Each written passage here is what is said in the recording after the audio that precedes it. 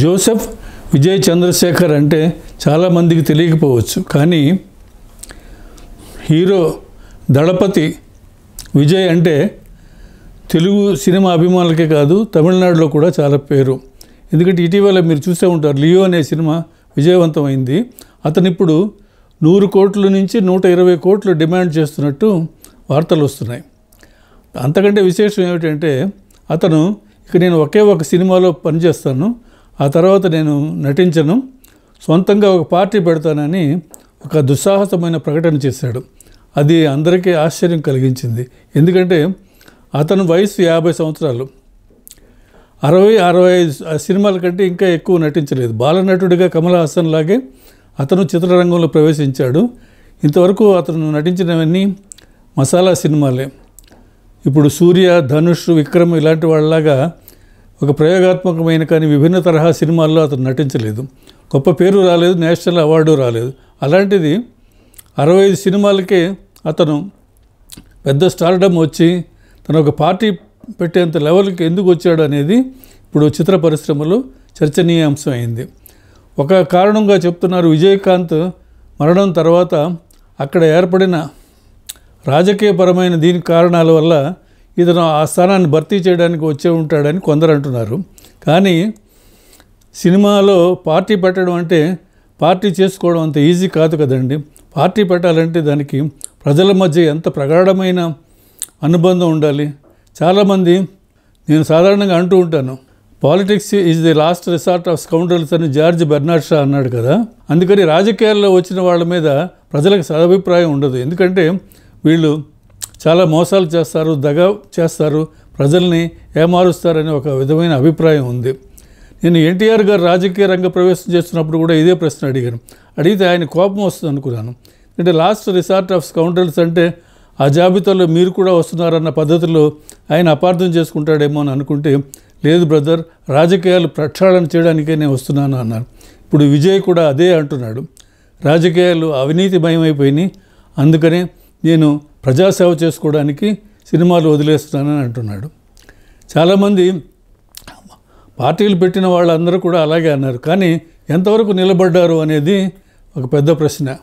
నా పార్టీ పేరు Tamilaga Vettri Kazhagam. TVK 26 assembly, Tamil Nadu assembly ఎన్నికల్లో మా పార్టీ పోటీ చేస్తుంది.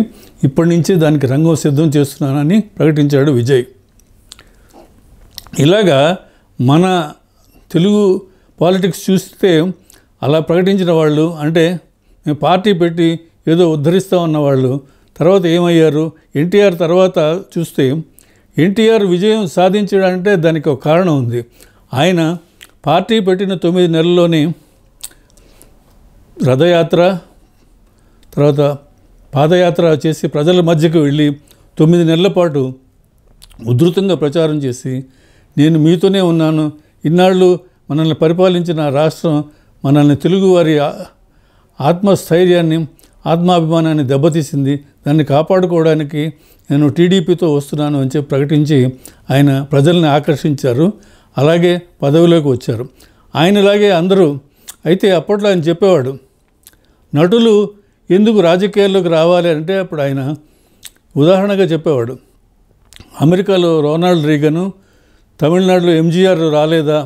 ఎంజీఆర్ ఆ ఉదాహరణలు చెప్పి ఆయన, అంటే నా దృష్టిలో ఆయన మొదటి నుంచి ఎంజీఆర్ని అబ్జర్వ్ చేస్తున్నాడని అనిపించింది. ఎలా అంటే ఎంజీఆర్ ప్రజల మధ్య ఉండేవాడు, ప్రజలకు ఏ సమస్య వచ్చినా వెంటనే ఆయన స్పందించేవాడు. ఉదాహరణకు ఎక్కడైనా అగ్ని ప్రమాదం జరిగిందనుకోండి, వెంటనే ఎంజీఆర్ 10 లక్షలు విరాళం ప్రకటించేవాడు. మర్నాడు అగ్ని ప్రమాదం జరిగిన చోటకు వెళ్ళి వాళ్ళ మధ్య వాళ్ళ కష్టసుఖాలు విచారించేవాడు. అట్లా ప్రతి చోట చేయడం వల్ల ఎంజీఆర్ అంటే ఓహో ఆయన ప్రజలకు దేవుడు లాంటి వాడు అనే ఒక ఇమేజ్ క్రియేట్ అయింది. అవన్నీ ఆయన అబ్జర్వ్ చేసిన తర్వాత ప్రజల మధ్య ఉంటేనే రాజకీయ నాయకుడు రాణిస్తాడు, ప్రజలకు దూరంగా ఉంటే ప్రజలు అభిమానించరు అని చెప్పి ఆయన ఎప్పుడూ గ్రహించాడు. అందుకనే ఆయన ఉధృతంగా పర్యటించి తెలుగుదేశం పార్టీ విజయవంతంగా అధికారంలో రావడానికి దోహదం చేశాడు. ఆ తర్వాత జరిగిన మార్పులు అవన్నీ కూడా మనందరికీ తెలిసినవి. ఎందుకంటే సినిమా తారలకి ఆకర్షణ, అంటే అందరూ ఎన్టీఆర్ లాగా మనం రాజకీయాల్లోకి వచ్చి పదవులు సంపాదిస్తామని అనుకుంటే పొరపాటు అవుతుంది. ఎందుకంటే దాని వెనకాల ఎంతో కృషి ఉండాలి. అలాగా ఎన్టీఆర్ లాగా మనము పార్టీ స్థాపిద్దామని వచ్చిన వాళ్ళు ఎంతమంది విజయవంతం అయ్యారు? తారలు సినిమా రంగం నుంచి రాజకీయాల్లోకి వస్తున్నారంటే మొట్టమొదటి ప్రజలు అనుకునేది ఏమిటంటే వీళ్ళకి డిమాండ్ తగ్గింది అందుకని వస్తున్నారని కొందరు అనుకుంటే, కొందరు ఇన్కమ్ ట్యాక్స్ దాడులు తప్పించుకోవడానికి పార్టీ అనేది ఒకటి ఉంటే వీళ్ళకి ఈజీగా ఉంటుందనే ఉద్దేశంతో వస్తున్నారని కొందరు.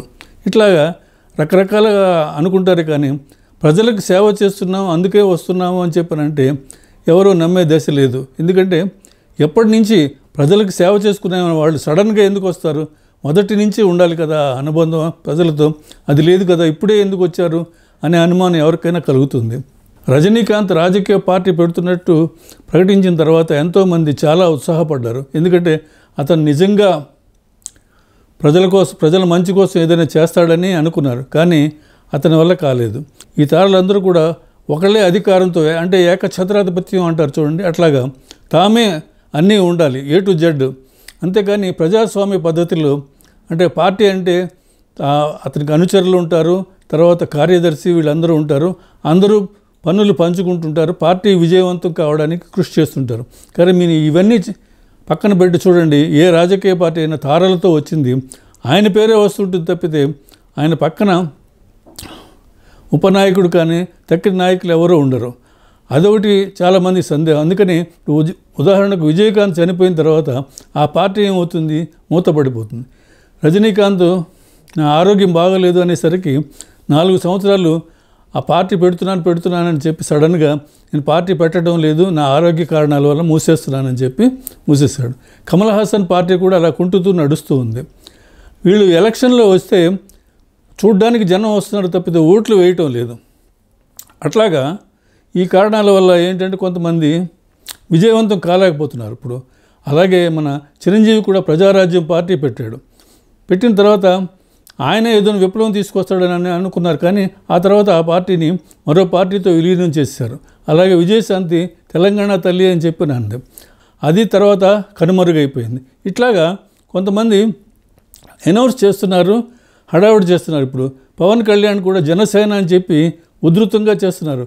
ఆయన చేస్తున్న సినిమాలు పక్కన పెట్టి ప్రజల కోసం అని చెప్పి ప్రజాసేవ అంటూ వివిధ కార్యక్రమాలు నిర్వహిస్తూ ప్రజలకు సన్నిహితం కావడానికి ట్రై చేస్తున్నారు. అట్లాగా అలా కొంతకాలం చేసే ప్రజలు నమ్మారనుకోండి, అప్పుడు ఓట్లు వేస్తారు. అంతేగాని ఇప్పుడు వచ్చిన వాళ్ళందరూ కూడా చూసి వెళ్ళిపోతారు, కానీ ఓట్లు పడతాయనడానికి లేదు. ఎందుకంటే చాలామంది నాయకులు ఓటమి చవి చూడాల్సి వచ్చింది. అప్పుడెప్పుడు మొదట్లోనే దేవానంద్ అంటే ఒకప్పుడు ఫేమస్ హిందీ యాక్టర్, అతను నేషనల్ పార్టీ పెడుతున్నాను అని చెప్పానంటే ఓహో అని అనుకున్నారు ఆ రోజుల్లో. కానీ ఆయన పెట్టలేకపోయాడు. ఎందుకంటే చాలా సమస్యలు ఉంటాయి. ఒక్కడి వల్ల ఏమీ కాదు, అందరూ కలిసికట్టుగా రావాలి. కానీ ఎవరు కలిసికట్టుగా రారు. అందువల్లే ఈ పార్టీలు కొన్ని ఆరంభ సూరత్వం అంటారు చూడండి, అట్లాగా స్టార్టింగ్లోనే ఏదో అభిప్రాయ భేదాలు వస్తాయి, విడిపోతారు. ఎంజీఆర్ కూడా కొత్త పార్టీ ఎలా స్థాపించాడంటే కరుణానిధి గారితో అభిప్రాయ భేదాలు రావడం వల్లే పార్టీ పెట్టాడు. కానీ లేకపోతే డిఎంకే అలాగే ఉండేది. డిఎంకే 2గా చీలిపోవడానికి కారణం వ్యక్తిగతమైన అభిప్రాయ భేదాలు. ఆ తర్వాత జయలలిత గారు అందులో చేరి ఎంజీఆర్కి వారసత్వంగా వచ్చారు. ఇవన్నీ ఏమిటంటే ప్రజల కోసం చేస్తున్నారంటే కాదు, వాళ్ళ వ్యక్తిగతమైన కారణాల వల్ల నిజంగా ప్రజాసేవ పేరుతోనే వస్తే వాళ్ళు తప్పనిసరిగా విజయం సాధించేవారు. ఆ పార్టీ నిలకడగా ఉండేది. వాళ్ళు వెళ్ళిపోగానే చిన్న భిన్నం అయిపోవడం వల్ల ఏమిటంటే తెలుస్తుంది మనకి, వీళ్ళంతా సిన్సియర్గా ప్రజాసేవ కోసం వచ్చిన వాళ్ళు కాదు అని జనం అనుకుంటున్నారు. అందుకనే మళ్ళీ ఓట్లు వేసే సమయంలో వాళ్ళు నిరాదరణ చూపిస్తున్నారు. ఇట్లా మనం చెప్పుకోవాలంటే చాలా ఉదాహరణలు ఉన్నాయి. నిజం చెప్పాలంటే అసలు ప్రజాసేవ చేసుకోవడానికి వీళ్ళు రాజకీయాల్లోకే ఎందుకు రావాలి? ఇప్పుడు సోనూ సూద్ ఉన్నాడు, అతను ప్రజలకు ఎక్కడ కష్టం ఉన్నా తనకి వివరాలు పంపిస్తే వాళ్ళకి సహాయపడతానని చెప్పి, ఎక్కడ సమస్య ఉంటే చెప్పండి నేను సహాయపడతానని. అతను పెద్ద హీరో కూడా కాదు, అయినా కూడా తన శాయశక్తుల వాళ్ళకి సహాయం అందించడానికి కృషి చేస్తున్నాడు. మరి అతను ఏ రాజకీయ పార్టీకి చెందినవాడు కాదు. మరి అతనికి ప్రజాదరణ ఎంతగా ఉంది? అలాగే మిగతా తారలు ఎందుకంటే లేదు, అధికారంలో ఉంటే ఎక్కువ ఇది వస్తుంది అని చెప్పన్నారు. కానీ అధికారంలో వచ్చిన తర్వాత ఎంతమందికి ప్రజలకు ఏ విధంగా సాయం చేశారని చెప్పమంటే ఒక్కళ్ళు చెప్పలేరు. ఇప్పుడు ఉదాహరణకి జయసుధ గారు కానీ జయప్రద గారు వీళ్ళందరూ కూడా పార్టీ కార్యకర్తలుగానే ఉంటూ వాళ్ళకి ఏం పదవి వస్తుందా అని చూస్తున్నారు. ఇప్పుడు రోజా గారు మంత్రి అయ్యారు, అట్లా కొంతమంది బాబు మోహన్ మంత్రి అయ్యారు, అట్లా కొంతమంది ఏదో పదవి దొరుకుతుంది మనకి ఆధిపత్యం ఉంటుంది, ప్రజాదరణ ఉంటుందని అని ఆ ఉద్దేశంతో వస్తున్నట్టే కనిపిస్తుంది. కానీ ఎప్పుడు కూడా ప్రజల మధ్య ఉంటూ వాళ్ళ సమస్యలు ఏమిటో తెలుసుకుని వాళ్ళకి సహాయ సహకారాలు అందిస్తే, అట్లాగా నిజమైన ప్రజా సంక్షేమం కోరుకునే రాజకీయవాదిగా ఉంటే ఎవరికైనా మంచి భవిష్యత్తు ఉంటుంది, తర్వాత వాళ్ళే గొప్ప నాయకులు అవుతారు. అది తెలుసుకోకుండా తాత్కాలికమైన ప్రయోజనాల కోసం వస్తే ప్రజలు నమ్మరు. అది ఎంత కృషి చేసినా కూడా అది మనకి ఎన్ని ఉదాహరణలనే చెప్పుకోవచ్చు. ఆరంభంలో మొట్టమొదట జగ్గయ్య గారు రాజకీయ రంగ ప్రవేశం చేశారు, కాంగ్రెస్ పార్టీ ఒంగోలులో గెలిచారు. ఆ తర్వాత ఎంతోమంది కోట శ్రీనివాసరావు గారి వరకు ఆ రోజుల నుంచి ఈ రోజులు ఎంతోమంది మంచి మంచి నటులు వీళ్ళు రాజకీయాల మీద ఆసక్తితో ఈ సినిమా రంగాన్ని వదిలి గొప్ప గొప్ప పాత్రలు చేసి మంచి పేరు తెచ్చుకోవాల్సిన వాళ్ళు అనవసరంగా ఈ రాజకీయాల్లోకి వచ్చి కోట శ్రీనివాసరావు గారు ఎలాంటి ప్రమాదాల నుంచి తప్పించుకున్నారో మనందరికీ తెలిసిందే. ఎందుకు ఇట్లా ఈ తాపత్రయం? ఇప్పుడు ఈ విజయ్ లాంటి నటులు నటిస్తూ ఉంటే ఇంకా గొప్ప గొప్ప పాత్రలు ధరించే అవకాశం వస్తే మంచి పేరు తెచ్చుకోవచ్చు కదా. అంటే నా ఉద్దేశం ఏంటో, మనకి చిన్నప్పుడు ఒక కథ ఉంది, గాడిద పని గాడిద చేయాలి, కుక్క పని కుక్క చేయాలి. అంటే ఒక దొంగ వచ్చినప్పుడు తనని సరిగ్గా చూసుకోవటం లేదని కుక్క అరవకపోతే అది గాడిద అరిస్తే వాడు యజమాని లేచి గాడిదని కొడతాడు, నా నిద్ర చెడగొట్టేవని. ఎందుకంటే అది గాడిద చేయాల్సిన పని కాదు. అట్లాగా రాజకీయ నాయకులు అనేవాళ్ళు వాళ్ళు ఒక విశిష్టమైన వ్యక్తిత్వాన్ని ఏర్పరచుకున్న వాళ్ళు అయితేనే ప్రజలు ఆదరిస్తారు. సినిమా వాళ్ళు మధ్యలో వచ్చి మధ్యలో వెళ్ళిపోతారనే నమ్మకం వచ్చినప్పుడు వాళ్ళు ఎంత గొప్పవాళ్ళైనా కూడా ప్రజాదరణ పొందలేరనేది మనకి చరిత్ర చెబుతున్న సత్యం. ఇది ప్రజలు ఎప్పటికప్పుడు బేరీజు వేసుకుని చూస్తూ ఉంటారని మనం గ్రహించాలి.